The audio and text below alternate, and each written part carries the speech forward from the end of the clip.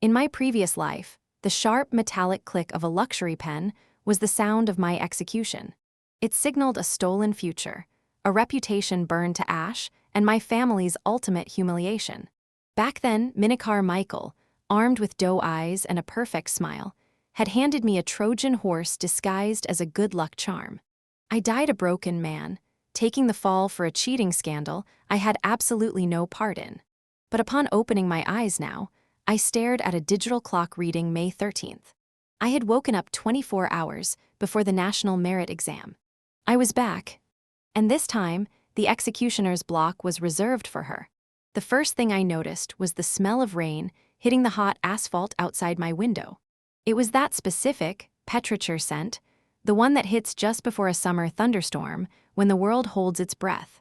The second thing was the rhythmic, relentless ticking of the analog clock on my nightstand. Tick, tick, tick. Each sound was a small hammer striking an anvil. I bolted upright, my chest heaving, lungs clawing for air as if I had just breached the surface of a frozen lake. Because, in a way, I had. My last memory, my death memory, was the sensation of icy water filling my lungs, the frantic, useless pounding of my fists against the inside of a car window, and then, nothing. Blessed, merciful, silent nothing. My hands, trembling uncontrollably, reached up to touch my face. No scars. No grease from the auto shop I had been forced to work at after my expulsion. No stubble from the weeks of not caring enough to shave. My fingers traced the smooth, unblemished skin of an 18-year-old. I threw off the heavy duvet, a navy blue comforter with a frayed corner I remembered from my childhood bedroom, and stumbled toward the mirror mounted on the back of my closet door. Staring back at me was Arthur Pendleton, not the hollowed-out, disgraced 25-year-old who had driven his beat-up sedan off an icy bridge in a moment of absolute despair, but the bright-eyed, naive high school senior. My hair was a mess, sticking up in 12 different directions. My cheeks still held the last remnants of teenage softness before adulthood carved them into sharper angles. But my eyes were different. They were ancient. They were tired. And they were burning with a cold, calculated fury that had no business existing in an 18-year-old's face. I snatched my phone from the desk. The screen glowed to life. May 13th, 2026. 6:02 a.m. A strangled laugh clawed its way out of my throat, harsh and bordering on hysterical. It was real. The universe, in some rare act of cosmic pity, had hit the rewind button. Not a dream. Not a hallucination brought on by hypoxia. I had been given something impossible, a second chance. I collapsed onto the edge of my bed, the memories of my first life rushing back with the violence of a breaking dam. Tomorrow was the National Merit Exam. At Oak Ridge Academy, this test wasn't just a metric. It was the sole arbiter of our futures. It dictated university placements, decided who received the heavily endowed alumni scholarships, and crowned the class valedictorian. For 3 years, it had been a neck-and-neck race between me and Minna Carmichael. Minna, just thinking her name, made a phantom ache bloom behind my ribs. To the rest of the school, she was the undisputed queen of Oak Ridge. Wealthy, stunningly beautiful with her cascading blonde hair and pristine designer uniforms, and possessing a sickly sweet demeanor that charmed teachers and students alike. She volunteered at the animal shelter. She organized food drives. She tutored underclassmen for free. Her smile was a weapon of mass adoration. But beneath that flawless veneer was a ruthless, calculating apex predator. I had learned this too late. She didn't just want a win. She needed to obliterate the competition, and I was the only competition left. We had traded the top rank back and forth for 6 semesters. Every test, every essay, every extra credit opportunity was a battlefield. And she hated me for it. Not because I was rude or cruel. I had always been unfailingly polite to her. She hated me because I was poor. My father worked double shifts at the shipping yard. My mother taught piano lessons out of our living room. I was there on a partial scholarship and sheer, stubborn intelligence. And I was beating the heiress to a multi-billion-dollar real estate empire on her own turf. In my previous life, on the morning of May 14th, she had approached me in the hallway, her eyes shimmering with what I thought was genuine camaraderie. She handed me a sleek, silver Montblanc pen. "A truce, Arthur," she had whispered, her voice like spun sugar. "For good luck. May the best scholar win." I had been stupid enough, flattered enough, desperate enough for any scrap of validation from her world that I accepted it. 50 minutes into the exam, Mr. Harrison, the notoriously draconian head invigilator, had marched directly down the aisle, stopping at my desk. Without a word, he snatched the Montblanc from my grip. He twisted the barrel exactly 45 degrees. The seemingly solid silver casing shifted, revealing a microscopic, high-resolution e-ink display seamlessly integrated into the design. On that screen, scrolling in tiny, glowing text, were the answers to the exam's most complex formulas. I was dragged out of the hall in front of 300 staring peers. The expulsion was swift. My Ivy League acceptances were immediately revoked. The local papers ran the story, "Golden Boy caught cheating." My father, a proud man who had worked himself to the bone to afford my tuition, couldn't look me in the eye. The shame broke my mother's heart.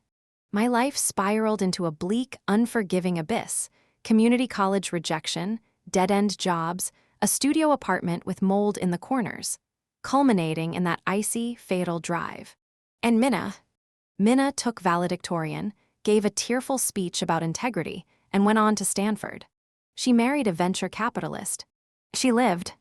She thrived. And I rotted in a grave that should have never been mine. The digital numbers on my clock shifted to 6:05 a.m. The despair of my past life evaporated, replaced by a cold, hyper-focused rage. I knew exactly how the rigged pen worked. It was a custom-made marvel of cheating technology, completely undetectable unless you knew the exact angle to twist the barrel. She had given it to me, then tipped off Mr. Harrison via an anonymous email sent from a burner phone, timed perfectly to arrive just as the exam began. If she wanted to play a game of shadows, I was going to rewrite the rules. I had 24 hours. Getting out of bed, I dressed quickly in street clothes: jeans, a plain gray t-shirt, a jacket with deep pockets. I moved silently through the house, past my parents' closed bedroom door. I could hear my father's soft snoring. In my first life, that sound had eventually stopped. Grief had hollowed him out until there was nothing left. I pressed my palm against the wood for just a moment, a silent promise. "Not this time, Dad." I checked my savings account on my phone, $847. 32, saved from summer tutoring gigs and lawn mowing money. It was enough. Just barely. I slipped out of the house before dawn broke and caught the first bus downtown. The city was waking up around me. Coffee shops unlocking their doors, delivery trucks rumbling down narrow streets, homeless men shaking out their sleeping bags in doorways. I had been one of those shadows in another life. I knew how thin the line was between promise and destitution.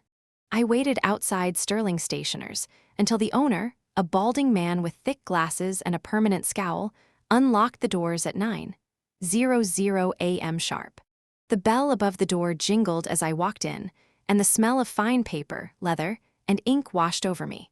I bypassed the aisles of notebooks and went straight to the glass display cases in the back. "I need a Montblanc Meisterstück Classique," I told the clerk, my voice startlingly steady. "Silver trim. Black resin." The clerk raised an eyebrow. "That's a $700 pen, son." "I'm aware." He studied me for a long moment, the cheap jeans, the fraying jacket hem, then shrugged and unlocked the case. He placed the velvet box on the counter. Inside, nested in cream-colored satin, was the exact replica of the pen that had destroyed my life. Same weight. Same finish. Same subtle engraving on the silver band. I picked it up. It felt like holding a loaded gun. The transaction cleaned out nearly every cent I had. I walked out of the store clutching the small paper bag, the velvet box hidden inside. The trap was set. Now, I just needed to invite the hunter in. The rest of the day was a blur of preparation. I bought a burner phone from a convenience store in a part of town where no one asked questions. I memorized the timestamps of every critical moment from my previous life. I rehearsed the sleight of hand I would need to execute in homeroom, the swap that would change everything. Over and over again in my bedroom, with the door locked and a pillow pressed over my mouth to muffle the sound of my own breathing, I practiced. Reach down. Drop the paper. Swap the pens. Stand up. Walk away. 3 hours of repetition until the motion was as natural as breathing. By the time the sun set, I was ready. I didn't sleep that night. I sat in the dark, watching the clock tick forward, feeling the weight of 2 lifetimes pressing down on my shoulders. At 3:00 a.m., I wrote a short letter to my parents. Not a suicide note, but a promise. I'm going to make you proud. I'm going to make everything right. I folded it and tucked it into my desk drawer. When the first gray light of May 14th bled through my curtains, I stood up. I was calm. I was ready. And I was utterly, completely without mercy. The morning of May 14th dawned gray and oppressive, the air thick with the humidity of an impending thunderstorm. The tension in the halls of Oak Ridge Academy was thick enough to choke on. Students huddled in corners, furiously cramming flashcards, their faces pale with anxiety. The usual laughter and gossip had been replaced by a grim, focused silence. "I'm going to throw up," Leo Bennett muttered, leaning against his locker next to mine. My best friend looked like he hadn't slept in a week, dark circles under his eyes, his uniform shirt untucked, his hair a disaster. I swear to God, Arthur, if there's a section on advanced organic synthesis, I'm just going to write my own obituary on the Scantron. I clapped him on the shoulder, offering a reassuring smile that felt foreign on my face. "You'll be fine, Leo. Just breathe. Stick to what we reviewed. Easy for you to say," he groaned. "You and Minna are the only ones actually competing today. The rest of us are just fighting for scraps. Speak of the devil." The crowd near the water fountain parted like the Red Sea, and there she was. Minna Carmichael. She looked immaculate, as always. Her uniform skirt was perfectly pleated, her blouse crisp and white, and her hair fell in loose, flawless waves over her shoulders, each strand exactly where it was supposed to be. She was projecting an aura of calm confidence, but knowing what I knew now, I could see the micro-expressions of tension tightening the corners of her mouth. The slight pinch around her eyes, the way her fingers drummed once, twice, against her leather tote bag before she forced them still. She caught my eye, and her lips curved into a dazzling, practiced smile. She broke away from her sycophantic entourage, 3 girls who followed her everywhere like pilot fish, and glided toward us. "Arthur," she breathed, her voice carrying that melodic, breathy quality she used to disarm people. She turned to Leo. "Leo." "Hey, Minna," Leo mumbled, intimidated as always. He actually took a half-step back, as if her presence was physically overwhelming. She turned her full, mesmerizing attention to me. Those blue eyes, wide and earnest. "I was hoping I'd catch you before homeroom. Do you have a second?" "Of course," I replied, forcing my facial muscles to convey polite curiosity. "Friendly. Open. Harmless." Every instinct I had was screaming at me to push her away, to expose her right here in the hallway, but that would be amateur. That would be the old Arthur, the one who had died in the river. I needed the long game. I needed the kill shot to be public, undeniable, and utterly devastating. She reached into her pristine leather tote bag, a designer piece that cost more than my father's monthly salary, and pulled out a slim velvet box.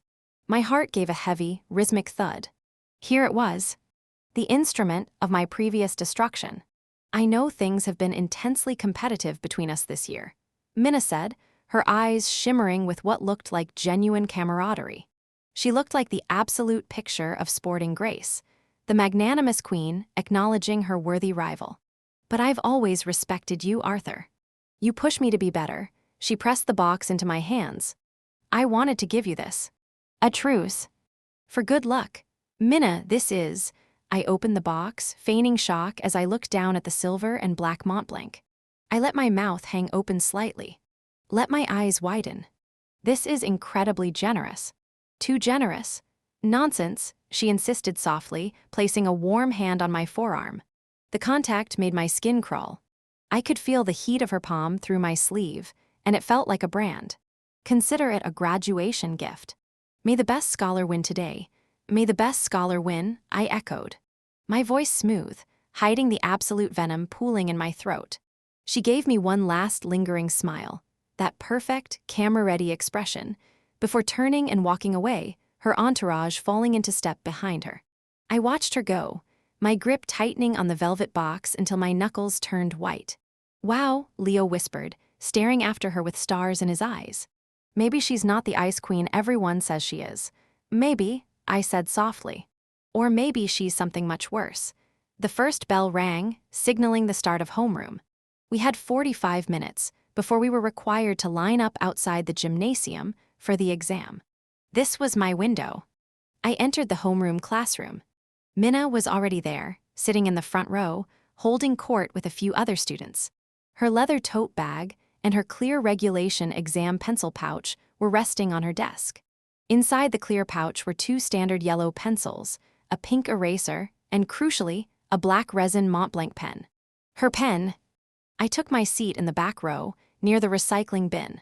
I had the velvet box containing the rigged pen in my jacket pocket. Beside it, unboxed, was the identical, completely normal Montblanc I had purchased yesterday. I could feel the weight of both pens against my hip. They felt like ammunition. 15 minutes into homeroom, the opportunity presented itself. Mr. Harrison, our homeroom teacher and the chief invigilator for the exam, stepped out into the hallway to speak with the principal. His footsteps faded down the corridor, and the door clicked shut behind him. Minna immediately stood up, smoothing her skirt with a practiced hand, and moved toward the back of the room to chat with a group of girls near the window. Her desk was entirely unattended. The clear pouch sat there, vulnerable, the silver clip of her Montblanc catching the fluorescent light. I stood up, holding a piece of scrap paper, and began walking toward the front of the room, pretending to head for the recycling bin near Mr. Harrison's desk. The classroom was buzzing with nervous chatter. No one was looking at me. I was the quiet, studious kid. I was practically invisible when I wasn't answering a math equation or raising my hand with the correct answer. As I passed Minna's desk, I accidentally dropped my scrap paper. It fluttered to the floor between her desk and mine. "Sorry," I muttered to no one in particular, bending down to retrieve it. In one fluid, practiced motion, a sleight of hand I had rehearsed in my bedroom for 3 hours last night, in front of my mirror with the lights off, until I could do it blindfolded, my hand darted to her desk. I pinched her Montblanc from her open, clear pouch. I swapped it with the rigged pen from my pocket. I slid the rigged pen exactly where hers had been, nestled between the yellow pencils. The entire exchange took less than 2 seconds. I stood up, dropped my paper in the recycling bin, and turned around. My heart was hammering against my ribs like a caged bird, but my face was a mask of blank indifference. As I walked back down the aisle, my eyes met those of Sarah Jenkins, a quiet, hyper-observant girl who sat 1 row behind Minna. Sarah was looking directly at me. Her dark eyes were unreadable behind her wire-rimmed glasses. She glanced from me, down to Minna's clear pouch, and back to me. Her eyebrow twitched. My breath caught. If she said something, it was over. The plan was dead. Everything I had sacrificed, everything I had planned, would evaporate in a single whispered sentence. For a terrifying, agonizing moment, an eternity compressed into a heartbeat, the air between us seemed to freeze. I could see the calculation happening behind her eyes. She knew. She had seen the swap. She was the only witness to the most important moment of my second life. Then, very slowly, Sarah lowered her eyes back to her textbook. She turned the page, and she gave the faintest, most imperceptible nod, a tiny dip of her chin that no one else would have noticed. She had seen, and she wasn't going to say a word. I realized, in that moment, that I wasn't the only one who had suffered under Minna's reign. Sarah Jenkins had been her lab partner in chemistry sophomore year. I remembered, suddenly, a rumor I had dismissed at the time, something about Minna sabotaging Sarah's final project, taking credit for her work, leaving her to take the fall. I had thought it was just jealous gossip. Now I knew the truth. I sat back down, sliding Minna's unrigged, perfectly normal pen into my pocket next to my own purchased replica. I now had 2 normal pens. Minna had the Trojan horse. A few minutes later, Mr. Harrison re-entered the room. He clapped his hands, the sound echoing like a gunshot in the tense silence. "All right, seniors," he barked, his eyes scanning the room with his usual predatory gleam. "Time's up." Leave your bags here. Take only your clear exam pouches and your ID. Proceed to the gymnasium in absolute silence. Minna walked past my desk, her clear pouch in hand. I could see the silver clip of the rigged pen catching the fluorescent light. She looked at me and gave a small, encouraging nod. I nodded back. See you in the slaughterhouse, Minna. The Oak Ridge Gymnasium had been transformed into a sterile, terrifying coliseum. 300 individual desks were spaced exactly 4 feet apart in a massive grid across the polished wooden floor. The basketball hoops had been folded up against the walls. The bleachers were retracted. The air conditioning was cranked up to a freezing temperature, meant to keep us alert, but it only added to the clinical, morgue-like atmosphere.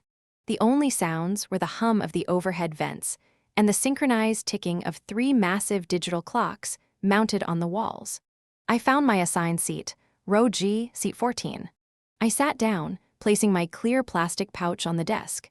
Inside were 2 yellow pencils and the normal Montblanc I had bought yesterday. I had left Minna's original pen, the one I had swapped out, in my locker, wrapped in a piece of cloth. Evidence if I ever needed it. I looked up to find Minna. She was in row E, seat 12. 2 rows ahead of me, slightly to the left. The positioning was almost poetic. It gave me an unobstructed, perfect view of her profile and her desk. I could see the clear pouch on her desk. I could see the silver clip of the rigged pen. Mr. Harrison and a team of proctors began distributing the thick, sealed exam booklets. The booklets were heavy, bound in dark blue cardstock, stamped with the official National Merit logo. Each one represented a future. Each one represented a door that could open or close forever. You have exactly 3 hours, Mr. Harrison's voice boomed over the gymnasium's PA system, echoing harshly off the bleachers. There is 0 tolerance for academic dishonesty. If you are caught communicating, looking at another student's paper, or utilizing unauthorized materials, your exam will be confiscated. You will receive a 0, and you will face immediate expulsion. He paused, letting the weight of his words settle over the room. Do I make myself perfectly clear? A murmur of yes, sir, rippled through the sea of students. You may break the seals on your booklets, he announced. Begin. The collective sound of 300 paper seals tearing was like the rushing of wind through dry leaves. I opened my booklet. The familiar format stared back at me. The dense paragraphs, the complex diagrams, the seemingly endless rows of bubbles on the Scantron sheet. I didn't reach for the pen yet. I picked up a yellow pencil. In my past life, I had studied for this exam with a desperation that bordered on madness. I had memorized every formula, every theorem, every historical date. I had taken every practice test available, sometimes twice. Combined with my adult mind, the mind of a 25-year-old who had spent years in the workforce, solving real problems instead of academic ones, and the fact that I had already taken this exact test once, the questions looking back at me weren't just familiar. They were transparent. I could see the architecture behind each question, the way the wrong answers were designed to trap the unwary, the elegant simplicity of the correct solutions. I moved through the first section, reading comprehension and logic with brutal efficiency. It was almost relaxing. The passages were long but predictable. The questions were tricky but fair. I bubbled in the Scantron sheet rhythmically, letting the familiar cadence of academic focus wash over me. 30 minutes passed. I paused, stretching my neck, and shifted my gaze to Minna. She was currently working on the same section. Her posture was perfect, back straight, shoulders back, the posture of a princess. Her pencil moved steadily across her scratch paper. She looked confident. She looked in control. But I knew what was coming. The first hour of the National Merit Exam was designed to be accessible. It tested baseline competency, the kind of knowledge any decent student could acquire with enough studying. It lulled you into a false sense of security. It made you think you were winning. It was the second hour, the advanced mathematics and quantum physics section, that acted as the great filter, designed to break even the top percentile. The section where dreams went to die. I knew Minna's academic limits. She was smart, undeniably so. She had a sharp memory and a knack for standardized tests. But she wasn't a prodigy. She lacked the abstract reasoning required for the deep-level physics problems, the kind that required you to visualize four-dimensional spaces or derive equations from first principles. She lacked the intuitive leap for advanced calculus. She could memorize formulas, but she couldn't derive them. She could recognize patterns, but she couldn't create new ones. That was where she needed her crutch. That was where the smart pen was supposed to save her. At the 1-hour mark, the atmosphere in the room shifted. The rustling of pages slowed down. Pencils stopped moving. You could physically feel the collective brain power of the room hitting a brick wall as students turned the page to section 3. Little sighs of despair began to pop up around the room, like tiny suppressed detonations. A girl 2 rows over put her head in her hands. A boy in the front row started chewing on his eraser until it was unrecognizable. I watched Minna turn to section 3. I saw her shoulders stiffen, just a fraction, just a millimeter. She stared at the page for a full 2 minutes without moving. Her pencil hovered over the scratch paper. The equations staring back at her were monstrous. Multivariable calculus, quantum harmonic oscillators, relativistic kinematics. The kind of problems that required not just knowledge, but insight. Then, casually, too casually, Minna placed her yellow pencil down. She reached into her clear pouch and withdrew the black and silver Montblanc. A cold smile touched my lips. I picked up my own Montblanc, the dummy replica, uncapped it, and began to write out a complex proof on my scratch paper. I wasn't showing off. I was sending a message. Minna held the pen. I watched her thumb find the silver band in the middle of the barrel. With a practiced, subtle movement, she had clearly rehearsed this. She twisted the top half of the pen exactly 45 degrees. She tilted it slightly, angling the tiny viewing window toward her eyes, expecting the micro-LED screen to light up with the preloaded answers she had spent weeks programming. Nothing happened. I could see her brow furrow, just a tiny crease between her perfect eyebrows. She twisted it back to the starting position, then twisted it again, harder this time. Her knuckles whitened. Still nothing. It was, after all, just a normal ink cartridge inside. A very expensive, very beautiful, completely useless normal ink cartridge. Minna's posture broke. The rigid, perfect line of her spine slumped slightly, less than an inch, but I saw it. She brought the pen closer to her face, hiding the movement behind her left hand as if she were resting her forehead against her palm. She twisted the barrel back and forth. Back and forth. Click, click, click. The tiny metallic sounds were inaudible to the proctors over the hum of the AC and the rustling of papers, but to me, they were the opening notes of a beautiful symphony. Panic is a physical thing. It doesn't start in the mind. It starts in the nervous system, in the gut, in the chest, in the trembling of the hands. I watched the exact moment the panic hit Minna Carmichael's bloodstream. Her hands began to tremble. It was a fine, fast vibration that made the silver clip of the pen blur slightly under the harsh fluorescent lights. She dropped the pen onto the desk. It landed with a heavy clack that caused the student next to her, a nervous boy with acne and a desperate expression, to shoot her an annoyed glare. She stared at the pen as if it had transformed into a venomous snake. She reached into her pouch, frantically pushing the erasers and pencils aside, looking for, what? Another pen. A backup device. A miracle. There was nothing else. Just pencils. Just erasers. Just the truth. Her breathing hitched. Even from 2 rows back, I could see the erratic rise and fall of her chest beneath her crisp white blouse. She grabbed her pencil again and turned back to the test booklet. She stared at a calculus problem, something about the area under a curve, rotated around an axis, requiring a triple integral to solve. She pressed the graphite to the scratch paper. Snap! The pencil lead broke under the sheer force of her terrified grip. She stared at the broken tip for a long second, then let out a tiny, stifled gasp, a sound so small that only someone watching her as intently as I was could have heard it. She was drowning. She was sitting in the middle of the most important exam of her life, surrounded by 300 of her peers, under the watchful eyes of half a dozen proctors, staring at a foreign language she couldn't read. And her life vest was gone. The valedictorian crown. The Stanford acceptance. The The future her father had bought and paid for. Her perfect, untouchable image.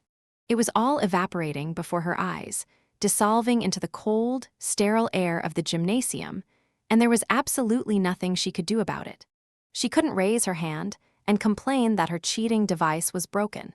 She couldn't walk out without forfeiting the exam and admitting defeat. She couldn't ask for help without exposing herself. She was trapped in a cage of her own making, and the bars were closing in. Then, slowly, as if pulled by an invisible string, Minna turned her head. She looked over her left shoulder, past the rows of furiously working students, past the silent proctors patrolling the aisles, and her eyes locked dead onto mine. Her face was pale, not just pale but ashen, stripped of all its haughty beauty. A thin sheen of cold, sweat glistened on her forehead. Her eyes were wide, unblinking, silently screaming. A mixture of confusion and absolute terror. She looked like a deer that had just realized the hunter was aiming a gun at its heart. I didn't look away. I held her gaze. I let the cold, dead expression on my face communicate everything that words couldn't. Slowly, deliberately, I raised my right hand. I held up the silver and black Montblanc she had given me, the normal one, the dummy, so she could see it clearly.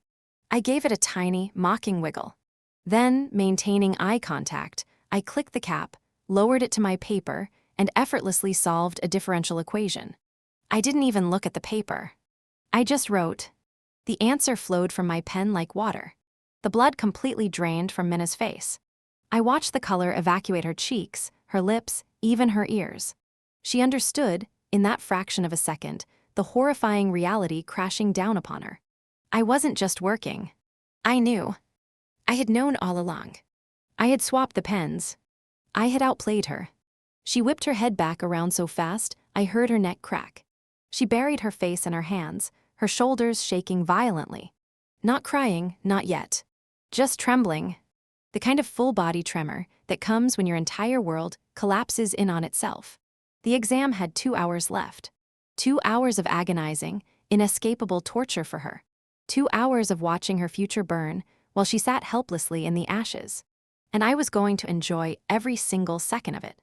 But the real show was going to start when Mr. Harrison checked his email. The digital clock, mounted on the far wall of the gymnasium, ticked over to the 2-hour mark. 11:00 a.m. Outside, the promised thunderstorm finally broke, rain lashing against the high frosted windows like handfuls of gravel, thunder rumbling in the distance, lightning flickering through the clouds. Inside, the temperature seemed to drop another 10 degrees. Minna was unraveling. From my vantage point 2 rows behind her, I watched the valedictorian of Oak Ridge Academy systematically fall apart. Her perfectly manicured fingernails, painted a pale pink that matched her lipstick, were bitten down to the quick. She had erased a single section of her scratch paper so violently that she had torn a hole straight through the page.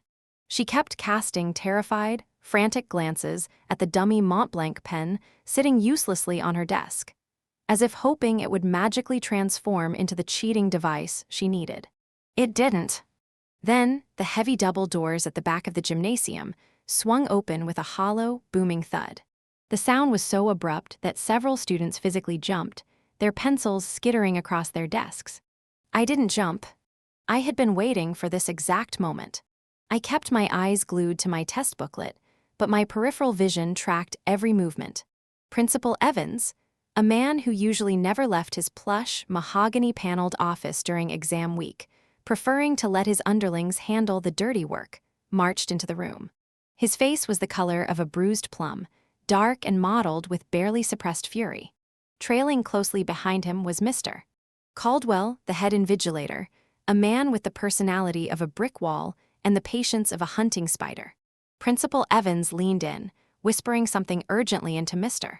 Caldwell's ear while thrusting an open tablet screen toward him. I couldn't hear the words, but I didn't need to. I knew exactly what the screen showed. An anonymous email, sent 20 minutes ago from a burner phone, detailing exactly where to find the cheating device. Row G, seat 14. The Montblanc pen. The 45-degree twist. Mr. Caldwell's eyes widened, the first genuine emotion I had ever seen on his face. He looked up, his gaze sweeping over the sea of bent heads like a hawk spotting prey. And then, his eyes locked onto my section of the grid. Here we go. In my previous life, Minna had scheduled a delayed email from a burner account to hit the school administration's inbox exactly 1 hour into the exam. It was a flawless execution, detailed enough to be credible, timed perfectly to maximize the disruption. She had thought of everything, except for the possibility that I might come back from the dead. I watched as Mr. Caldwell's heavy footsteps echoed against the polished hardwood. Thump, thump, thump. He was walking straight down the aisle, straight toward me. Ahead of me, I saw Minna's spine snap rigid. She stopped breathing. Her shoulders went completely still. She knew the footsteps were coming from her left, from behind her. A sickening, desperate hope flared in her posture, a final, dying ember of anticipation. She thought her plan was still going to work. She thought that somehow, despite me knowing about the pen, the administration would still drag me out and expel me, leaving her to blindly guess her way through the rest of the exam, safe from my competition. She was wrong. Mr. Caldwell stopped directly beside my desk. The surrounding students froze, their pencils hovering above their scantrons, their eyes wide with a mixture of fear and morbid curiosity. Stand up, Mr. Caldwell commanded. His voice was a low, dangerous rumble that carried through the silent hall like distant thunder. I looked up, blinking with perfectly feigned confusion. Sir, is there a problem? Step away from the desk, he ordered, gesturing sharply with 2 fingers. I stood up slowly, keeping my hands visible at my sides, and took a step back. Out of the corner of my eye, I saw Minna turn her head slightly, just a fraction of an inch, her eyes wide with malicious anticipation. Mr. Caldwell didn't look at my test paper. He didn't ask me any questions. He reached directly into my clear plastic regulation pouch and pulled out the silver and black Montblanc pen. The dummy replica. The one I had bought with every cent I had. We received a highly detailed anonymous communication regarding this specific writing instrument, Mr. Caldwell stated loudly, his voice carrying across the silent gymnasium. He wanted everyone to hear. He wanted to make an example. It alleged that you are in possession of a digital cheating device disguised as a Montblanc Meisterstück. A collective gasp rippled through the nearest desks. Leo, sitting 1 row over and 2 seats behind, looked like he was about to pass out from shock. His face had gone the color of old cheese. A cheating device? I asked, my voice steady, laced with just the right amount of polite indignation. I glanced at the pen, then back at Mr. Caldwell. Sir, it's just a pen. It was a gift, Mr. Caldwell ignored me. He held the pen up to the harsh fluorescent lights, turning it over in his thick fingers. He gripped the top half of the resin barrel and twisted it exactly 45 degrees, just as the anonymous email had instructed. Nothing happened. No click. No glowing screen. No hidden compartment. Just the smooth, silent resistance of a standard ink cartridge housing, well-oiled and perfectly functional. Mr. Caldwell frowned. His thick, bushy eyebrows knitted together above the bridge of his nose. He twisted it the other way, 45 degrees counterclockwise. Still nothing. He pulled the cap off and peered inside. He unscrewed the barrel completely, letting the standard, disposable blue ink cartridge drop into his palm. It was utterly, undeniably, embarrassingly ordinary. I don't understand, Mr. Caldwell muttered, staring at the disassembled pieces of plastic and metal in his hands. He looked back at the tablet Principal Evans was holding, scrolling through the email again. The email was incredibly specific. Row and seat number. Pen model. Activation method. I let a beat of heavy silence hang in the air, just long enough for the tension to become unbearable before I delivered the first fatal blow. Mr. Caldwell, I said, projecting my voice clearly across the silent gymnasium. I would never cheat. As I said, that pen was a good luck gift. I received it just this morning. A gift. Principal Evans stepped forward, his eyes narrowing. He was a tall man, imposing, with the kind of presence that made students shrink. From whom? I slowly turned my head, locking eyes with the valedictorian 2 rows ahead. The malicious anticipation on Minna's face had entirely vanished, replaced by a hollow, paralyzing dread. Her lips parted slightly. Her hands gripped the edges of her desk. "From Minna," I said clearly. She handed it to me in the hallway, right before homeroom. Leo saw the whole thing. All eyes in the gymnasium shifted from me to Minna. 300 pairs of eyes, plus the principal, the head proctor, and 4 assistant proctors, all bearing down on her like searchlights. "Miss Carmichael," Principal Evans called out, his tone shifting from accusatory to bewildered in the span of a single syllable. "Is this true? Did you give this pen to Mr. Pendleton?" Minna stood up. Her legs were visibly shaking, knocking against the metal frame of her desk in a staccato rhythm. The pristine, untouchable Queen of Oak Ridge looked like a cornered animal, all teeth and terror, with nowhere to run. I," she stammered, her voice cracking like thin ice. "Yes, I gave it to him. It was just a nice gesture. A graduation gift." She was speaking too fast, the words tumbling over each other. "I have absolutely no idea what this anonymous email is about. Someone is trying to frame me. Or frame him. I don't know," she was lying. And she was doing it poorly. The panic was overriding her usually flawless acting skills. The tears that came on command, the trembling lower lip, the wide-eyed innocence. She sounded shrill. Defensive. Guilty. If it was just a nice gesture, I interjected smoothly, addressing Mr. Caldwell but keeping my eyes locked on Minna. Then, why did the anonymous tip come in right after she gave it to me? A tip that specifically described the pen she bought? "I didn't send any email." Minna shrieked, her voice echoing off the high ceiling, bouncing off the folded bleachers. Several students flinched. "I've been sitting here taking my test. I haven't touched my phone."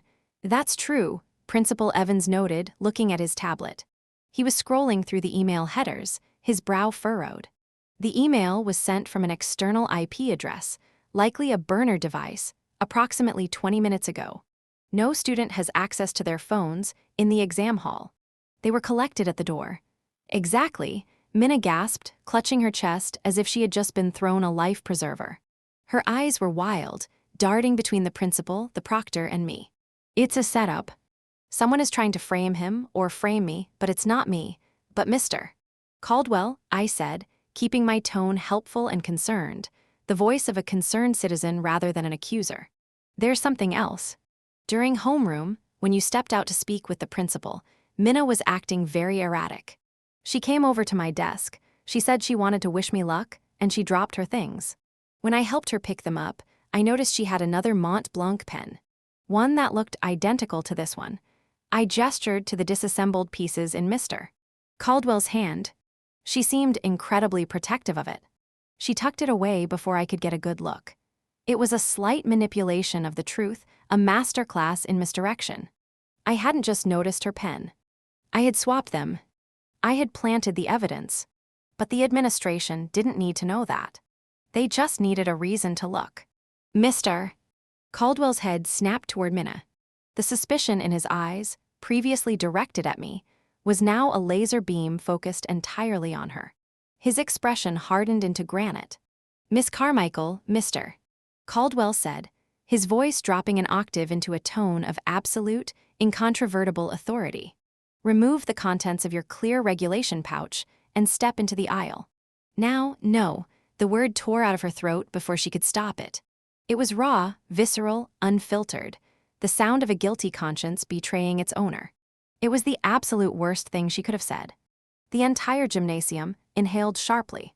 300 students held their breath. "Excuse me." Principal Evans stepped forward, his face hardening into something resembling carved stone. "Did you just refuse a direct order from the head invigilator during a national examination?" "I mean, I don't have another pen."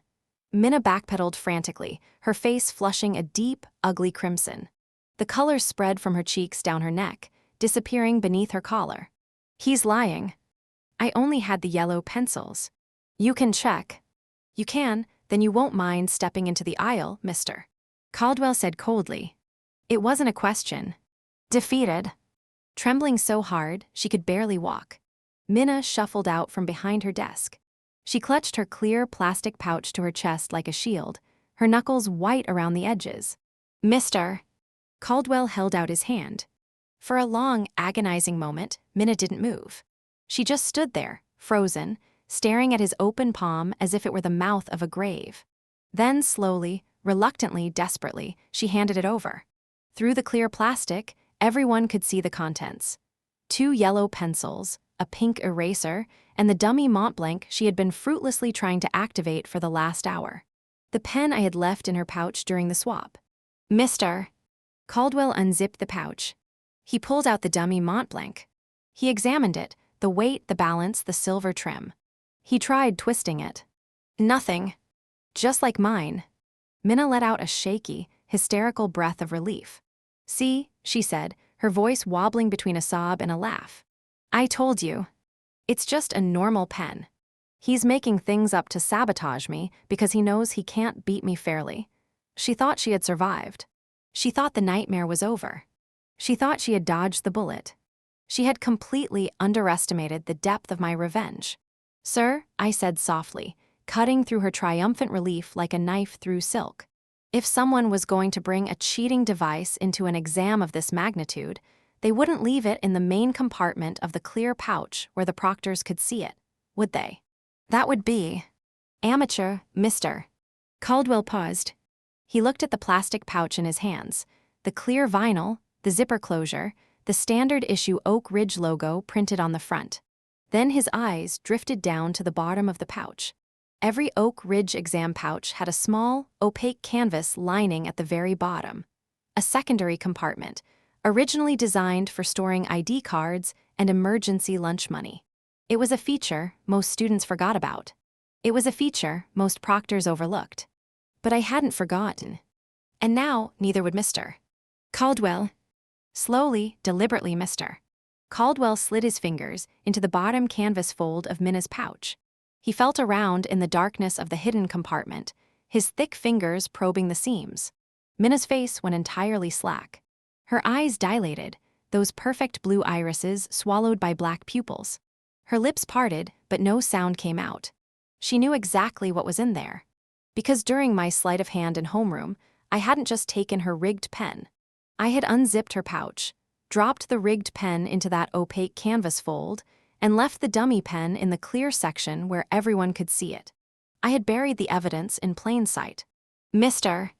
Caldwell's fingers closed around something solid. He pulled it out. It was a third Montblanc pen. Silver trim, black resin, identical to the others in every external detail. The same weight. The same finish. The same subtle engraving on the silver band. The silence in the room was so absolute, you could hear the rain hitting the roof 100 feet above us. You could hear the distant rumble of thunder. You could hear the collective intake of 300 lungs held in suspense. "Mister." Caldwell held the third pen in his hand. He didn't look at me. He didn't look at Minna. He looked at the email pulled up on the principal's tablet. The detailed instructions, the specific coordinates, the precise method of activation. He gripped the barrel. He twisted it exactly 45 degrees. There was a faint, almost imperceptible click. Suddenly, a tiny, high-resolution micro-LED screen illuminated from within the black resin casing. In the dim, storm-shadowed light of the gymnasium, with the rain lashing against the windows and the thunder rolling overhead, the blue glow of the hidden screen was unmistakably bright. It was like a firefly trapped in amber, pulsing with incriminating light. Scrolling across the tiny display, in crisp, perfectly formatted text, were complex quantum physics equations and advanced calculus proofs. The answers to Section 3 of the National Merit Exam. The section Minna had been stuck on for the last hour. The section she had been trying and failing to cheat on. "My God," Principal Evans whispered, staring at the glowing device. His face had gone from bruised plum to pale ash. "My God," no, the word was barely a whisper. It was hollow. Broken. The sound of a universe collapsing. Minna's knees finally gave out. She collapsed onto the polished wooden floor, that pristine, perfect queen, crumpling like a discarded piece of paper. Her designer's skirt pooled around her in a puddle of expensive fabric. Her hair, once flawlessly arranged, fell across her face in tangled strings. "No, no, no," she breathed, the words tumbling out of her like water from a broken dam. That's not mine. He planted it. He put it there. She pointed a shaking finger at me, her hand trembling so violently she could barely keep it raised. Tears were streaming down her flawlessly powdered face, leaving ugly, jagged streaks of mascara and foundation. He's trying to ruin me. I looked down at her. My face was a mask of mild shock and profound disappointment, the expression of a friend betrayed, a rival disappointed. But inside, deep in the cold, dark core of my being, my blood was singing a dark, victorious hymn. The music of justice, finally played in the right key. "Minna," I said gently, ensuring my voice carried the perfect pitch of a wounded friend rather than a gloating enemy. Why would I plant a cheating device with the answers to Section 3? I finished Section 3 20 minutes ago. I held up my Scantron sheet, fully filled, perfectly bubbled, utterly complete.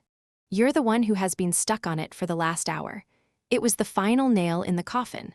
A purely logical, devastating observation, delivered in the tone of genuine concern. "Mr." Caldwell looked at Minna's exam booklet, still sitting open on her desk. It was turned to Section 3. The page was nearly blank, just a few scattered scribbles, a single crossed-out equation, and the torn mark from her frantic erasing. He looked at my desk. My Scantron, complete and confident. My scratch paper, filled with elegant, correct proofs. Furthermore, Principal Evans said, his voice laced with absolute disgust, "If Mr. Pendleton planted the device to frame you, why did the anonymous tip direct us to his desk? The tip was designed to get him caught. But the device was found in your bag. The administration wasn't stupid. They were seasoned professionals who had seen every cheating strategy imaginable, from tiny earpieces to written notes on water bottle labels. They were putting the pieces together, and the only logical conclusion was the truth. Minna had bought the device. Minna had planned to use it. Minna had sent the anonymous tip. And somehow, through a stroke of cosmic luck or divine intervention, she had gotten the pens mixed up, planted the wrong device in her own bag, and handed her rival the evidence of her own guilt. "Miss Carmichael, Mr. Caldwell said, his voice devoid of any warmth or sympathy, cold as the rain lashing against the windows. "Your exam is hereby confiscated. You are to receive an automatic 0. You will gather your belongings and accompany Principal Evans and me to the disciplinary office immediately." He paused, letting the weight of his words settle. "We will be contacting your parents and the universities to which you have applied. Please," Minna sobbed, crawling forward on her hands and knees, grabbing the hem of Mr. Caldwell's slacks. Her fingers curled into the fabric, knuckles white. "Please, you don't understand. My parents, Stanford, it's ruined. Everything is ruined. You ruined it yourself," Principal Evans said coldly, stepping back from her grasping hands. "Get up." 2 assistant proctors had to physically help her to her feet. She was a sobbing, hyperventilating mess. Her perfect makeup ruined, her perfect hair disheveled, her perfect reputation in tatters. As they marched her down the long central aisle of the gymnasium, the students parted for her, pulling their desks away as if she were carrying a plague.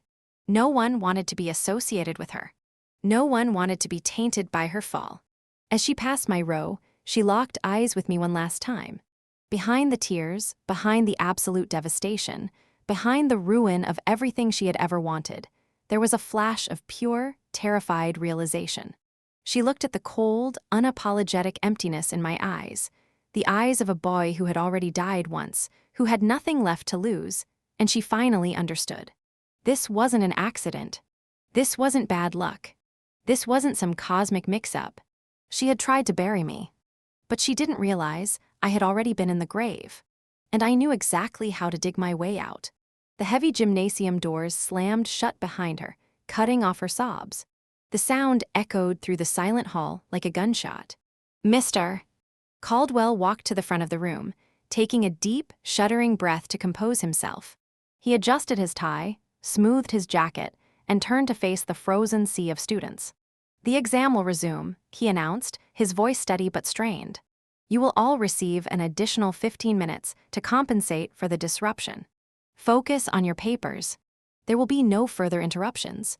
I sat back down in my chair. I picked up my yellow pencil. The digital clock ticked forward, 11:23 a.m. The air in the room felt lighter. The oppressive, suffocating weight of my past life lifted, carried out those double doors on the shoulders of the girl who had built it. I looked down at the remaining physics equations. They were beautiful in their simplicity, elegant, logical, solvable. I had secured my future. But more importantly, I had balanced the scales. The storm outside raged on, rain hammering the roof, thunder shaking the walls. But it was nothing compared to the tempest brewing inside Principal Evans' office. And I was finally free. 2 hours after the exam concluded, I was summoned to the administrative wing. The walk from the gymnasium to the principal's office felt like a death march, longer than it should have been, every step echoing in the empty corridor. But I wasn't afraid. I had died once already. A meeting with angry parents and a desperate principal held no terror for me. When I pushed open the heavy oak door, the room was suffocatingly tense. Minna sat rigidly in a leather chair, her back straight, her hands folded in her lap. Her eyes were swollen and red, the aftermath of what looked like hours of crying. She had cleaned her face.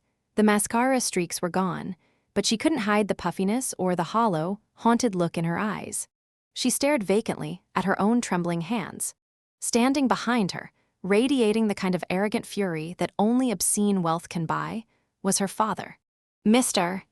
Carmichael was a titan of corporate real estate, a billionaire who treated Oak Ridge Academy like his personal philanthropy project. He had donated the new science wing. He had funded the robotics lab. He had bought and paid for his daughter's position at the top of the social hierarchy, and he was not about to let some scholarship kid take it away. Sitting opposite them was my father. He wore his grease-stained work boots and a faded flannel shirt with the sleeves rolled up. A stark, almost comical contrast to Carmichael's bespoke Italian suit. But my dad's spine was permanently straightened by 20 years in the Marines. He sat with a quiet, immovable dignity that made the billionaire look like a petulant child throwing a tantrum. He didn't fidget. He didn't blink. He just sat there, a mountain in a room full of sand. "This is an absolute witch hunt, Evans, Mr." Carmichael bellowed, slamming his palm on the mahogany desk. The sound made everyone in the room flinch, except me, and except my father. My daughter is an exemplary student. She is the valedictorian of this institution. And you're telling me you're going to destroy her life over some magic trick performed by this mechanic's kid. He shot a venomous glare in my direction, his eyes filled with the kind of contempt that money buys. To him, I wasn't a person. I was a cockroach that had crawled out from under a rock, threatening to ruin his perfect family portrait. I didn't flinch. I met his gaze with the calm, steady eyes of a man who had seen the bottom of a frozen river and climbed back out. I walked to the empty seat next to my father and sat down. My father placed a heavy, reassuring hand on my shoulder, warm, solid, alive. I leaned into the touch just slightly. "Mr. Carmichael, please lower your voice," Principal Evans said, though his tone betrayed a hint of intimidation. He was a man caught between duty and donations, and the tension was written all over his face. He gestured to the 3 identical Montblanc pens laid out on his desk like murder weapons. The facts are undeniable. The cheating device was found concealed in the hidden lining of Miss Carmichael's personal examination pouch. The anonymous email perfectly described how to activate it. The trail of evidence, he planted it. Minna cried out, her voice raspy from crying. She pointed at me with a shaking finger, her eyes wide and desperate. He bumped into my desk during homeroom. "I swear, Daddy, he set me up. He's been jealous of me for years, Mr." Carmichael sneered, his lip curling. "There you have it. The boy has motive. He knew he couldn't beat my daughter honestly. He's been riding a scholarship his whole life, scraping by on charity, so he resorted to sabotage." He turned his glare on Principal Evans. "We will be pressing charges. Defamation. Emotional distress. Theft of personal property. My legal team is already drafting the injunction. By the time I'm done with this school, you'll be lucky to afford chalk." For a moment, just a moment, I was back in my previous life. This was exactly the kind of power that had crushed me. The sheer weight of capital and influence, the ability to rewrite reality with enough zeros on a check. In my first life, this moment had been my execution. Mr. Carmichael's threats had silenced the administration, buried the evidence, and paved the way for my destruction. But I wasn't the scared 18-year-old anymore. I had the advantage of absolute foresight. I had lived through this once. I knew every card in his hand, every bluff in his arsenal. Actually, Mr. Carmichael, I spoke up, my voice steady and polite, cutting through his bluster like a scalpel. There's something you should consider before you threaten legal action. He turned his glare on me. What? If you check the timestamps, I said calmly. Your daughter handed me the gift pen at 8:15 a.m. The anonymous tip was sent at 9:45 a.m. If I planted the cheating device on her to frame her, why would the email specifically instruct the proctors to search my desk? Why would I draw attention to myself right when I was about to be searched? Carmichael's jaw tightened. He didn't have an answer.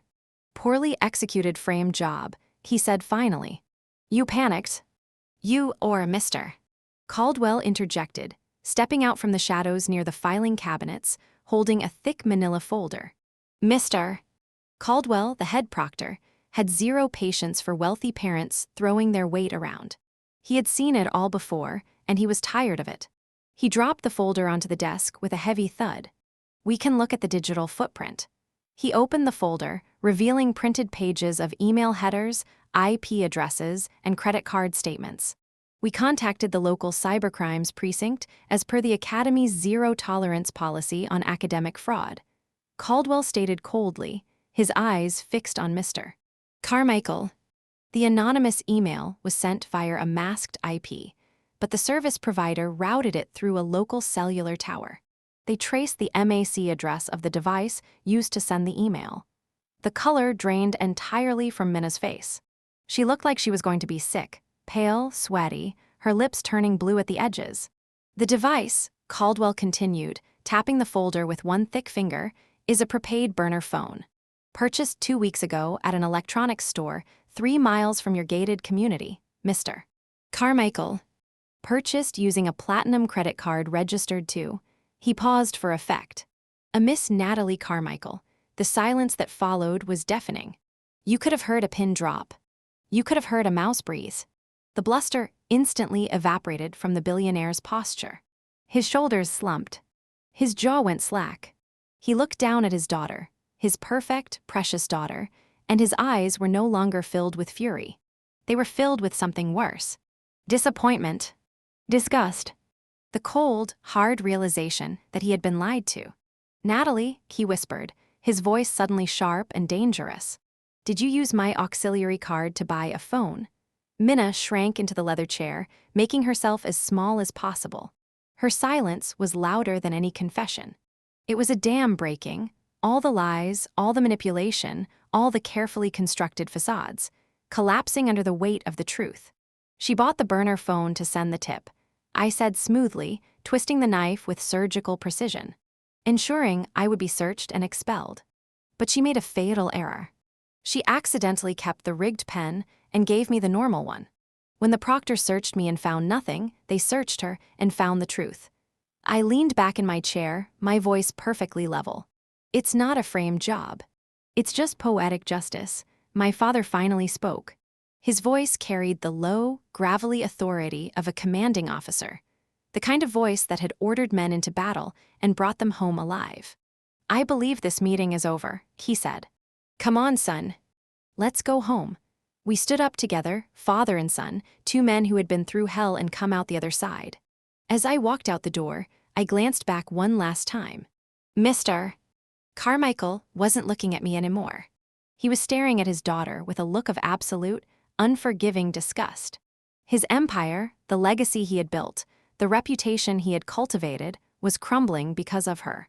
And she was staring at the floor, tears streaming down her face, her future reduced to ashes. The empire she had built on lies was burning to the ground. And there was no one left to put out the flames. The days following the National Merit Exam transformed the hallowed, ivy-draped halls of Oak Ridge Academy into a theater of paranoia and judgment. Gossip is a living, breathing entity in high school. It spreads faster than fire, consumes everything in its path, leaves nothing but ashes. But this was different. This wasn't a passing rumor about a stolen kiss behind the bleachers or a teacher caught grading on a curve. This was the systematic, public dismantling of a dynasty. The administration tried to keep it quiet initially. They attempted to wrap the investigation in thick layers of bureaucratic red tape, hoping to contain the damage, hoping to protect the school's reputation. Mr. Carmichael, true to his nature as a corporate apex predator, launched a silent but terrifying offensive. He threatened aggressive lawsuits. He promised to withdraw his massive endowments. He even floated the idea of fully funding an entirely new robotics laboratory, if the whole misunderstanding regarding the rigged Montblanc pen was handled internally and permanently scrubbed from the official academic record. In my previous life, that exact brand of financial intimidation had been the very thing that paved over my grave. I knew exactly how the wealthy operated. They believed truth was just another commodity that could be purchased at a premium, like a yacht or a vacation home in the Hamptons. But I was not the naive boy who had died in the freezing river. I was reborn, and I had planned for the billionaire's bluff. Knowing that money often spoke louder than morality, I had taken out an insurance policy. During the chaos of the police tracing the burner phone's MAC address to Minna's platinum credit card, I had used an encrypted proxy server to anonymously forward the preliminary police incident report, along with a perfectly timestamped summary of the physical evidence found inside her concealed exam pouch, directly to the inbox of every single member of the Oak Ridge Parent-Teacher Association, the school board of directors, and 3 prominent local journalists. The resulting explosion was spectacular. By Tuesday morning, the school board was drowning in outraged phone calls from furious parents. They refused to let their own children's class rankings be jeopardized just to protect a billionaire's cheating daughter. The administration's hands were tied. There could be no cover-up when the exact blueprint of the academic fraud was printed on the front page of the Oak Ridge Tribune above the fold. Valedictorian accused of elaborate cheating scheme, the headline read, "Hidden camera pen, burner phone, and anonymous email reveal plot to frame rival." The Carmichael money had finally met an immovable object. Public humiliation. On Thursday, the official decree came down from Principal Evans' office. The valedictorian title was formally stripped. Minna's exam results were completely annulled, and her acceptance to Stanford was permanently revoked, citing a severe, unforgivable breach of academic integrity. That afternoon, I stood by my locker, organizing my textbooks, pulling out the ones I needed for homework, stacking them in my bag, when the atmosphere in the corridor suddenly turned as rigid as glass.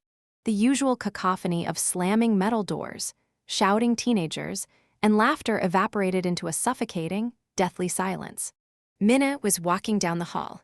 She wasn't flanked by her usual sycophantic entourage, the 3 girls who had followed her everywhere, laughing at her jokes, echoing her opinions.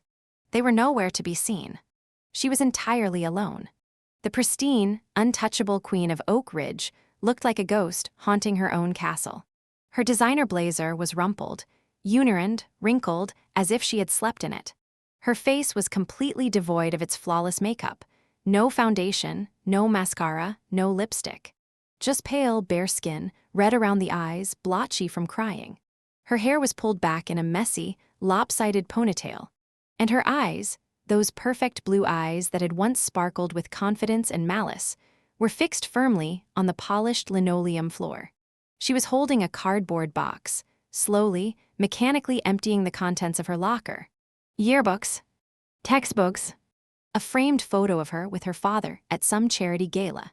Her spare uniform, the detritus of a life that no longer existed. The student body, people who had worshipped her just a week prior, who had fought for scraps of her attention, who had begged to be invited to her parties, parted around her as if she were carrying a highly contagious plague. Nobody made eye contact. Nobody said a word.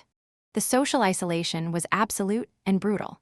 As she closed her locker for the final time, the metal door swinging shut with a hollow clang, she turned and saw me standing 20 feet away. For a fleeting second, the old venomous Minna flickered in her eyes. A dying ember of pure, unadulterated hatred. Her jaw tightened. Her grip on the cardboard box turned her knuckles white. She took a step toward me. Her lips parted, perhaps to hurl one last desperate threat, or to scream that I had ruined her life, or to beg me to tell her how. How had I known? How had I planned it? How had I beaten her? I didn't flinch. I didn't smile. I didn't gloat. I simply tilted my head, just a fraction of an inch, and offered a look of complete, chilling apathy. It was the look you give a stray dog on the side of the highway. Not pity. Not anger. Not triumph. Just nothing. That absolute void of emotion broke her. The anger drained from her face, leaving behind a hollow, devastating realization. She was nothing to me. She had never been anything to me. She had built her entire identity on being superior, on being untouchable, on being the queen. And I had just shown her that her crown was made of paper, her throne was made of sand, and her kingdom had never been real. She had brought a knife to a gunfight against someone who had already survived the apocalypse. She had tried to destroy a ghost, and ghosts can't be killed. Her shoulders slumped. She broke eye contact. She turned away, her movements jerky, mechanical, like a puppet with half its strings cut, and hurried toward the exit, disappearing through the heavy double doors and into the heavy afternoon rain. She was formally expelled the following morning. The official reason cited was academic dishonesty of the highest order and deliberate, premeditated sabotage of a fellow student. Her permanent record would bear the mark forever, a scarlet letter that no amount of money could erase. Graduation day arrived in late June, bathed in the kind of golden, radiant sunlight that felt like a personal blessing from the universe. The sky was a perfect, cloudless blue. The air smelled of freshly cut grass and blooming flowers. The football field had been transformed into a sea of folding chairs, nervous parents clutching programs, and students wearing navy blue robes and matching mortarboards. When Principal Evans called my name to deliver the valedictorian address, the applause rolled over the field like thunder, wave after wave of sound, building and building, until it seemed to shake the very air. I adjusted the gold stole around my neck, the heavy, tangible proof of my victory, and stepped up to the wooden podium. The microphone hummed softly as I leaned in. 300 graduates sat before me. Behind them, thousands of parents, grandparents, siblings, and friends filled the bleachers. My eyes found my father in the third row. He was wearing his best suit, the one he saved for weddings and funerals, a little worn at the elbows, a little loose in the shoulders, but pressed and clean. His posture was ramrod straight, his chin lifted with pride. The sheer, overwhelming emotion radiating from his face made my chest tighten. In my past life, this day had been marked by his profound shame. He had sat in the back row, avoiding eye contact with the other parents, while I was expelled in disgrace. The silence between us had been so heavy it eventually crushed our family. Not this time. We are often defined not by the tests we take on paper. I spoke into the microphone, my voice echoing clearly across the stadium, but by the unseen choices we make in the shadows. Integrity is not a garment you wear for applause. It is the foundation upon which true success is built. Today, we step into the light as the architects of our own destinies, not because of the grades we earned, but because of the people we chose to become. The speech wasn't a gloat. It wasn't a thinly veiled reference to the scandal. It was a testament to survival. A reminder that every single person in that audience had faced their own trials, their own temptations, their own moments of weakness, and they had survived. When I stepped down from the podium, the standing ovation was deafening. People were on their feet, not just the students, but the parents, the teachers, the administrators. They were clapping for me, but they were also clapping for themselves. For making it through. For choosing the hard road instead of the easy one. The golden boy had claimed his rightful crown. But true, karmic justice isn't merely about personal ascension. It is about witnessing the scales balance perfectly. Part 11, the diner a week after graduation, Leo and I were driving across town in my beat-up sedan. The same car that would have killed me in another life, now just a means of transportation. The stifling summer heat radiated off the asphalt in shimmering waves. The air conditioning in the car barely worked, so we had the windows rolled down, letting the hot wind whip through our hair. We pulled into the cracked, weed-choked parking lot of Rusty's Diner, a neon-lit relic on the edge of the city limits that smelled perpetually of old frying oil, bleach, and stale coffee. It was the kind of place truckers stopped at for a quick bite and left as fast as possible. Man, I still can't believe the Carmichael empire collapsed that fast, Leo mused as we slid into a booth in the back corner. The red vinyl seats were patched with silver duct tape in half a dozen places. The laminated menu was sticky, with decades of spilled syrup. Rumor is, her dad completely cut her off. To save face, you know. Refused to pay a dime for a private tutor or a safety school. Told her she had to learn the value of $1 the hard way since she burned his reputation to the ground. Actions have consequences, I replied quietly, tracing the rim of my empty water glass with one finger. Some debts just have higher interest rates than others. Are you guys ready to order? The voice was flat. Exhausted. Devoid of any light. I looked up. Standing by our table, holding a scalding hot coffee pot and wearing a stained, heavily starched pink waitress uniform, was Minna. Her cascading blonde hair, once her crowning glory, the subject of countless envious whispers, was tied back in a messy, practical bun secured with a cheap plastic claw. Her fingernails, usually impeccably manicured with pale pink polish, were chipped and raw from industrial dish soap. Dark circles ringed her eyes, the kind that come from sleepless nights and too many double shifts. She looked incredibly small. Defeated. Completely stripped of the armor she had worn for 4 years, the confidence, the wealth, the status. All of it gone. Left with nothing but a stained uniform and a coffee pot. And she recognized us. She froze entirely. The heavy glass coffee pot in her hand trembled, a fine, fast vibration that made the dark liquid slosh against the sides. A flush of deep, agonizing humiliation crept up her neck, turning her face scarlet. Her eyes darted wildly around the diner, like a trapped animal looking for an exit that didn't exist. In my previous life, she had handed me an executioner's blade disguised as a gift. She had watched me bleed out without a second thought. She had left me to rot in a greasy garage while she prepared to rule the world. Now, the universe had flipped the board. "Just 2 black coffees, please," I said, my voice perfectly polite, level, and entirely businesslike. I offered no mocking smirk, no arrogant sneer, no triumphant gloat. Pity would have been an insult. Cruelty would have been beneath me. Complete apathy, the absolute absence of acknowledgement, was the true final execution. Minna swallowed hard. Her chest heaved as she tried, and failed to suppress a sob. "Right away," she whispered, her voice cracking under the weight of the words. She turned to hurry back to the counter, but her foot caught on the curled edge of a ripped floor mat. She stumbled, bumped violently against the swinging kitchen door, and the stack of thick ceramic saucers she had been balancing on her serving tray slipped from her grip. They shattered onto the grease-stained linoleum with a loud, violent crash, ceramic shrapnel skittering across the floor in every direction.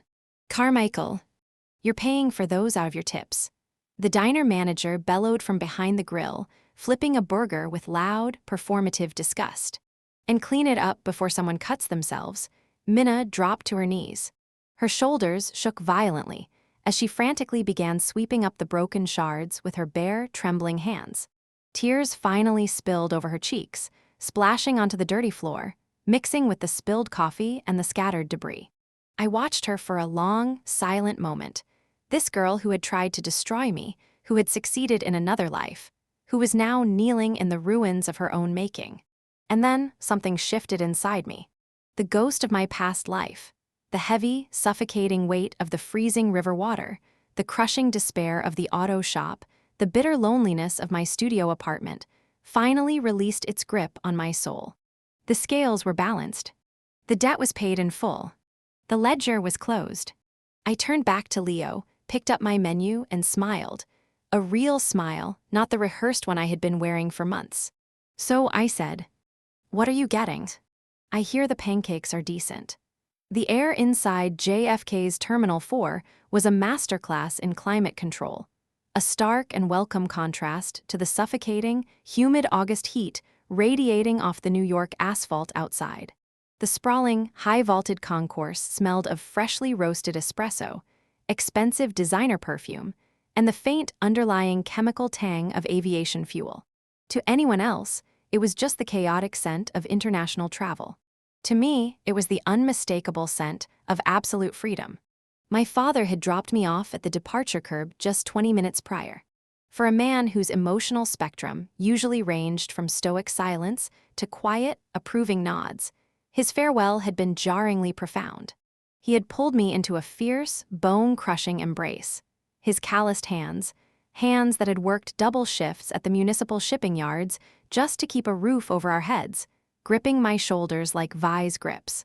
"You earned this," he had whispered, his voice thick with heavy, unshed pride. "You made your own luck, son. Don't ever look back." In my previous life, those exact same hands had identified my body at the county morgue. The memory was a lingering ghost that still occasionally haunted the absolute edges of my peripheral vision. A freezing phantom of a timeline I had successfully and ruthlessly assassinated. But standing there, with my Ivy League acceptance letter secured in my carry-on, walking toward a fully funded future at Cambridge, the ghost finally dissolved into nothingness. I pulled my rolling luggage past the chaotic, snaking security lines, navigating the sea of rushing travelers with a profound sense of calm. Families hugged goodbye. Businessmen talked loudly into their phones. Children ran in circles around their exhausted parents. And I walked through it all like a ghost myself, present but untouchable. I checked the massive digital departure board towering over the central atrium. My flight was boarding at Gate 42, located in the premium wing of the concourse. As I walked down the long, carpeted corridor, my path forced me to pass by the budget airline terminals. These gates were crowded, chaotic, and lacked the polished veneer of the upper-tier lounges. The air here smelled heavily of cheap fast food and exhausted frustration, day-old burgers, spilled soda, and the unique despair of red-eye flights. And there she was. Minna sat entirely alone in a row of hard, unforgiving plastic chairs near Gate 12. She was wearing plain gray sweatpants and a faded, oversized college hoodie that offered no specific allegiance. No designer labels. No monograms. No status symbols. Her luggage consisted of a single, battered canvas duffel bag resting at her feet, the kind you buy at an army surplus store for $20. There were no pristine leather totes. There was no sycophantic entourage hanging onto her every word. There was no billionaire father standing by to ensure she received priority boarding. Just a girl. Alone. Waiting. I instinctively slowed my pace, the wheels of my suitcase gliding silently to a halt on the industrial carpet. She looked up, perhaps sensing the shift in the crowd's momentum, or perhaps drawn by the sheer gravitational pull of our shared bitter history. Our eyes locked over the distance of the bustling terminal. For a long, suspended moment, an eternity compressed into a heartbeat, the deafening noise of the airport seemed to fade into dull, white static. The rushing travelers blurred into nothing. The announcements over the PA system became meaningless background noise. I looked at her closely. The arrogant, untouchable queen who had effortlessly commanded the halls of Oak Ridge Academy was completely gone. Her face was pale, devoid of the expensive cosmetics she used to wear like war paint. Her posture was curled inward, defensive, defeated, small. She was waiting to board a budget flight to a strict disciplinary boarding program in a rural Midwestern state. A last-ditch, desperate effort by her disgraced family to quietly sweep her under the rug and force her to rebuild her destroyed academic transcript far away from polite society. She opened her mouth. Her lips trembled slightly, just the barest quiver. I don't know if she intended to offer a hollow apology, or perhaps hurl one final, bitter insult born from her sheer misery, or maybe just ask why I had done it, how I had known, what she had done to deserve such complete destruction. But no sound materialized. The fight had been entirely bled out of her. There was nothing left. Just a hollow shell wearing the face of my former tormentor. I didn't smile. I didn't gloat. I didn't offer a mocking wave or a triumphant sneer. The burning, white-hot rage that had fueled my entire rebirth. The anger that had sustained me through the meticulous planning, the sleepless nights, the ruthless execution of my revenge, was suddenly, mercifully gone. It had burned so bright for so long, consuming everything in its path. But standing there, looking at the broken girl in the plastic chair, the flame finally flickered and died. Looking at her, I felt nothing but a profound, chilling apathy. She was no longer a terrifying apex predator. She was no longer a threat to my future or my family. She was just a broken girl who had played an incredibly cruel game and lost everything she held dear. The queen was dead. Long live the queen. I gave her a single, definitive nod, an acknowledgement of our shared past and a permanent severing of any possible future. Then, without a backward glance, I turned and walked away, now boarding first class and Diamond Medallion members for Flight 802 to Boston. The intercom crackled to life, the gate agent's voice echoing clearly through the concourse. I handed my digital boarding pass to Gate Agent Peterson. The scanner emitted a cheerful, melodic chime. Beep, beep, approved. Have a wonderful flight, sir, he smiled, gesturing toward the jet bridge. I walked down the insulated tunnel, the heavy, humid air of the terminal briefly giving way to the stale, recirculated atmosphere of the connector, before yielding to the crisp, climate-controlled cabin of the Boeing 777. The plane was massive, rows upon rows of seats, the quiet hum of the auxiliary power unit, the faint smell of new carpet and recycled oxygen. I found my plush window seat, 7A, a first-class upgrade I had purchased with my scholarship stipend, strapped myself in, and looked out the oval glass at the sprawling, sun-drenched tarmac. Ground crews in orange vests directed other planes to their gates. Fuel trucks drove in lazy circles. Baggage carts loaded cargo into open bellies.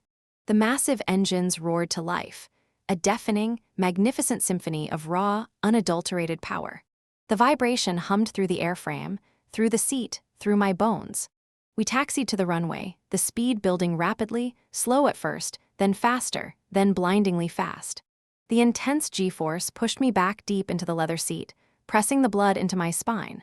And then, with a breathless, weightless leap, the wheels severed their connection with the earth. I was finally flying. The sharp, metallic click of a luxury pen. In my first life, it was the sound of my execution. The final note in the symphony of my destruction, the closing of a door I would never open again. In this life, it was the sound of a cage unlocking. As the airplane broke through the heavy cloud cover, ascending into the brilliant, blinding blue of the stratosphere, I finally let out a breath I felt I had been holding for 2 entire lifetimes. The cold, desperate fear of the auto shop and the icy bridge was gone. The bitter, gnawing hunger of the studio apartment was gone. The crushing weight of my father's shame was gone. All that remained was the limitless horizon stretching out before me, infinite, blue, full of promise. I had been handed a rigged game. I had been dealt a losing hand. I had been pushed to the edge of the abyss and left for dead. But instead of folding, instead of accepting defeat, instead of letting the river claim me, I had rewritten the rules. I had reshuffled the deck. I had stared into the darkness and refused to blink. I didn't just survive the venomous bite of a snake. I extracted the poison. I synthesized the antidote. And I handed it back to the one who had bitten me. Looking down at the patchwork of cities and roads shrinking below, the tiny cars crawling like ants, the buildings reduced to blocks, the rivers reduced to ribbons, I realized the ultimate truth. Destiny isn't a pre-written test. It's a blank page, waiting for the right pen. And I had found mine. I reached into my jacket pocket and pulled out the velvet box, the one that had once held the instrument of my destruction, the Montblanc that Minna had given me as a gift. I opened the box and looked down at the pen nestled inside. Silver trim, black resin, innocent in its stillness, deadly in its potential. I twisted the cap. Click. The sound was sharp and metallic, but it no longer carried the weight of execution. It was just a pen now. A tool. A reminder of how far I had come and how much further I could go. I placed the pen on the tray table in front of me, leaned my head back against the seat, and closed my eyes. The hum of the engines was a lullaby. The warmth of the sun through the window was a blessing. And for the first time in 2 lifetimes, I slept without dreaming of the river. When I woke, we would land in Boston. I would walk across the Cambridge campus. I would sit in lecture halls and libraries and coffee shops. I would make friends, fall in love, build a career, live a life. But none of that mattered right now. Right now, all that mattered was the click. The click that had once killed me. The click that had set me free. And the click that would echo in my memory forever, not as a warning, but as a promise. I survived. I thrived. And I will never, ever be a victim again. If you've enjoyed walking this journey of revenge and rebirth with **RED, Reborn English Drama **, don't forget to like, comment, and subscribe to support the channel. Your support is the biggest motivation for me to keep creating and bringing more powerful stories to life. Every comment means a lot and helps the channel grow stronger each day. Thank you for listening, and I can't wait to see you in the next story.